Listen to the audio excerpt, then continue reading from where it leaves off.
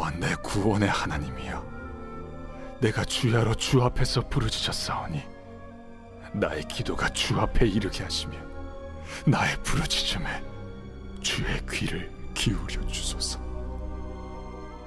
물은 나의 영혼에는 재난이 가득하며 나의 생명은 수월에 가까웠사오니 나는 무덤에 내려가는 자같이 인정되고 힘없는 용사와 같으며 죽은 자 중에 던져진 바 되었으며 죽임을 당하여 무덤에 누운 자 같으니이다. 주께서 그들을 다시 기억하지 아니하시니 그들은 주의 손에서 끊어진 자니이다. 주께서 나를 깊은 웅덩이와 어둡고 음침한 곳에 두셨사오며 주의 노가 나를 심히 누르시고 주의 모든 파도가 나를 괴롭게 하셨나이다. 주께서 내가 아는 자를 내게서 멀리 떠나게 하시고 나를 그들에게 가증한 것이 되게 하셨사오니 나는 갇혀서 나갈 수 없게 되었나이다. 곤란으로 말미암아 내 눈이 쇠하였나이다. 여호와여, 내가 매일 주를 부르며 주를 향하여 나의 두 손을 들었나이다. 주께서 죽은 자에게 기이한 일을 보이시겠나이까? 유령들이 일어나 주를 찬송하리이까? 주의 인자하심을 무덤에서, 주의 성실하심을 멸망 중에서 선포할 수 있으리이까? 흑암 중에서 주의 기적과 이즘의 땅에서 주의 공의를 알 수 있으리이까? 여호와여, 오직 내가 주께 부르짖었사오니 아침에 나의 기도가 주의 앞에 이르리이다. 여호와여, 어찌하여 나의 영혼을 버리시며 어찌하여 주의 얼굴을 내게서 숨기시나이까? 내가 어릴 적부터 고난을 당하여 죽게 되었사오며 주께서 두렵게 하실 때 당황하였나이다. 주의 진노가 내게 넘치고 주의 두려움이 나를 끊었나이다.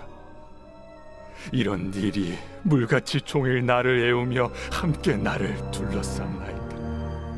주는 내게서 사랑하는 자와 친구를 멀리 떠나게 하시며 내가 아는 자를 흑암에 두셨나이다.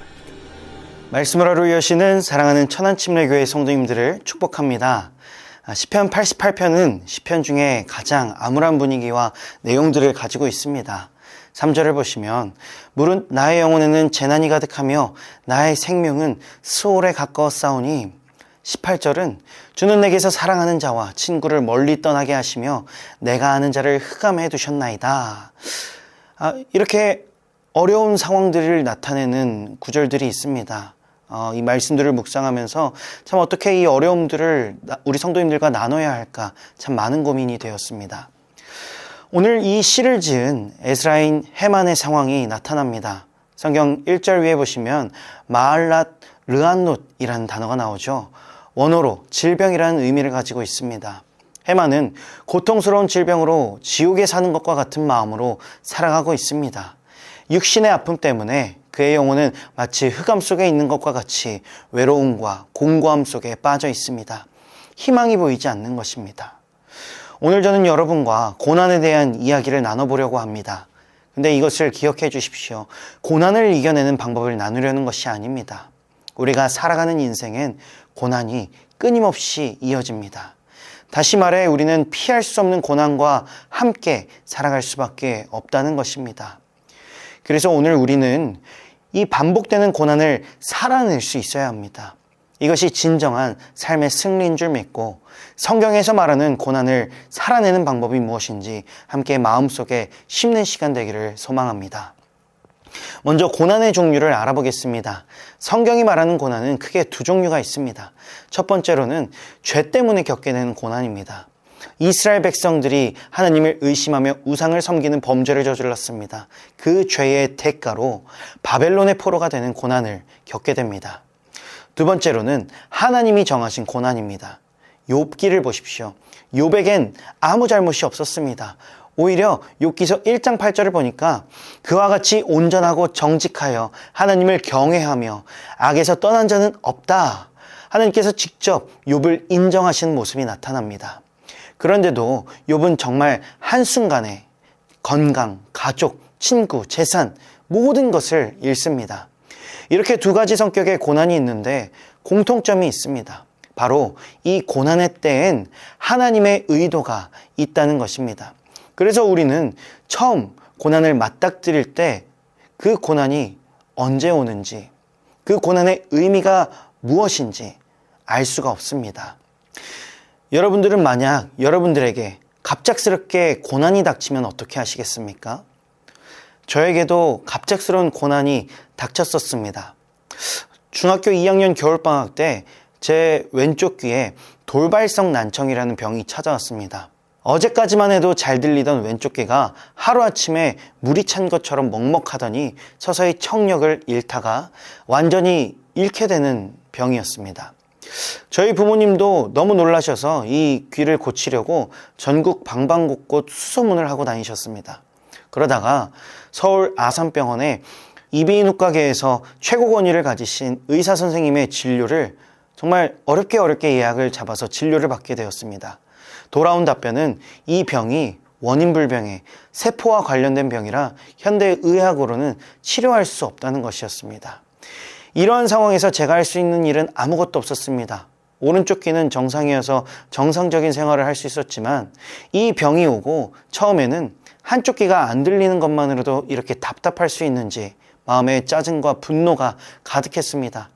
한참 사춘기 때라 공부고 뭐고 다 때려치우고 포기하고 싶은 마음밖에 없었습니다. 한날은 누구를 원망할 수도 없어서 하나님을 원망했었습니다. 저한테 왜 그러시는 거예요? 제가 뭘 잘못했어요? 너무 답답해요. 힘들어요. 하나님 미워요. 하나님 싫어요. 이런 분노를 하나님께 울부짖었습니다. 그런데 이때는 어려서 잘 몰랐지만 지금 하나님을 인격적으로 만나고 그 당시를 회상해 보니 신기한 사실을 발견했습니다. 그렇게 매일 원망으로 살아가면서도 하나님을 떠나진 않았다는 것입니다. 아무것도 할 수 없고 누구의 탓으로 돌릴 수 없어서 분노를 표출할 수 있는 존재가 오직 하나님밖에 없었습니다. 그래서 하나님을 저주했습니다. 하나님은 제 입술에서 당신을 저주하는 말들을 다 들으셨을 텐데도 저는 하나님을 떠나지 않았습니다. 제가 하나님을 원망해도 하나님은 저를 붙잡아 주신 것입니다. 참 감사한 것은 원망할지라도 하나님께 붙어 있으니까 하나님은 제 삶을 이끌어 가시며 하나님의 말씀에 더 집중하게 하셨습니다. 비록 제 육신의 귀는 이제 세상의 소리를 듣지 못하게 되었을지라도 영적인 소리에, 하나님의 목소리에 집중하게 된 것입니다. 그 분노와 원망이 가득했던 16살 사춘기 소년이 한쪽 귀의 청력을 잃고 듣게 된 하나님의 말씀입니다. 시편 23편 4절 말씀, 내가 사망의 음침한 골짜기로 다닐지라도 해를 두려워하지 않을 것은 주께서 나와 함께 하심이라. 주의 지팡이와 막대기가 나를 안위하시나이다. 아멘. 사실 이 말씀을 들었다고 해서 저의 삶 쉽게 변하지 않았습니다. 불평불만 끊이지 않았습니다. 그러나 딱 한 가지 변화된 것이 있다면 하나님을 원망하지 않게 된 것입니다. 하나님을 의지하게 된 것입니다.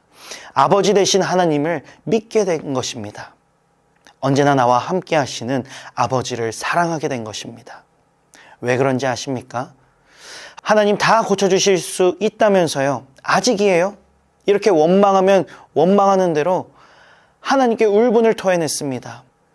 그저 이렇게 솔직한 심정으로 하나님한테 얘기했을 뿐인데 하나님이 그냥 아무 조건 없이 제 얘기를 다 들어주고 계신다는 그 믿음을 주셨습니다. 어떤 망언을 하고 하나님께 폭언을 해도 아버지가 다 이해해 주시고 안아주시는 하나님의 그 진실된 마음을 느끼게 된 것입니다.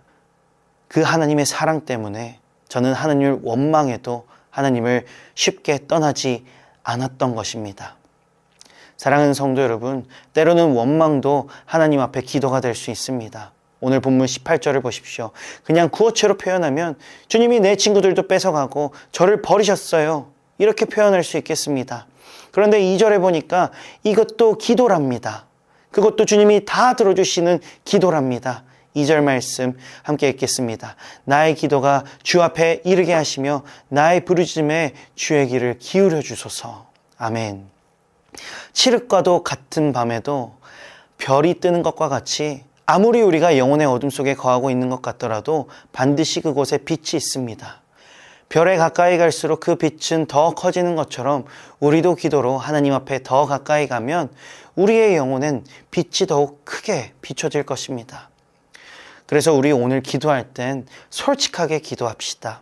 내 마음속 모든 울분, 분노를 다 토해내도 됩니다. 하물며 그 모든 나쁜 감정들이 하나님을 향해 있더라 하더라도 괜찮습니다. 어떤 기도라도 기도라면 하나님이 다 들어주실 것입니다. 기도할 때 하나님께 가까이 가는 것입니다. 가까이 갈수록 하나님이 만져주십니다. 이것이 고난을 살아내는 방법인 줄 믿습니다. 하나님을 떠나지 않았더니 감각이 멈췄던 세포가 죽었던 귀가 열리게 되었습니다. 제 귀는 아주 작지만 이제 들을 수 있습니다. 하나님이 끝까지 기도하는 자의 마음을 다 아셔서 만져주신 것입니다. 여러분, 고난을 기도로 살아내십시오. 기도로 살아낼 때, 끝까지 기도로 살아낼 때 반드시 회복되는 놀라운 역사가 있을 줄 믿습니다. 기도하시겠습니다. 거룩하시고 신실하신 성령 하나님, 주께 가까이 가오니 나를 받아주시옵소서. 오늘 이 시간 상한 심령으로 기도하는 모든 성도님들의 마음 가운데 하나님의 살아계심이 마음으로 느껴지게 하여 주시옵소서. 그래서 회복되게 하시고 원망치 아니하게 하시고 고난을 살아나게 하시고 하나님의 사랑으로 살아가게 하여 주시옵소서. 감사드립니다. 주 예수 그리스도의 이름으로 기도드립니다. 아멘.